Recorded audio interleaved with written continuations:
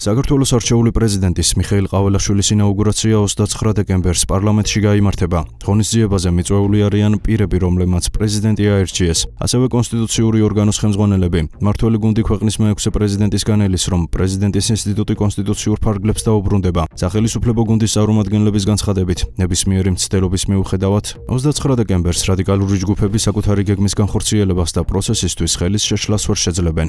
მიხეილ ყაველაშვილი არის პიროვნება, რომლისთვის უმნიშვნელოვანესი არის ჩვენი ქვეყნის ტრადიციები, ისტორია, კულტურა, იდენტობა. მიხეილ ყაველაშვილი არის პიროვნება, რომელზეც ვერანაირ ზემოქმედებას, ვერანაირი გარეძალა ვერ შეძლებს ვერასდროს.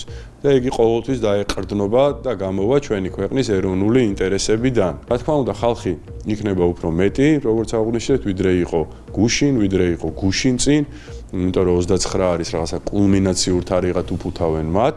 მაგრამ ესეც გადაივლის, რა თქმა უნდა, ახალ წელს შევხვდებით კიდევ ერთხელ ვამბობ ქალბატონი სალომე ზურაბიშვილის გარეშე, ეს მუხტი ნელ-ნელა არის მილევად რეჟიმში და ჩვენი მოქალაქეები ძალიან მოკლე ვადაში დაინახავენ იმას, რომ ესეც იყო რაღაცა ხელოვნურად შექმნილი აჟიოტაჟი.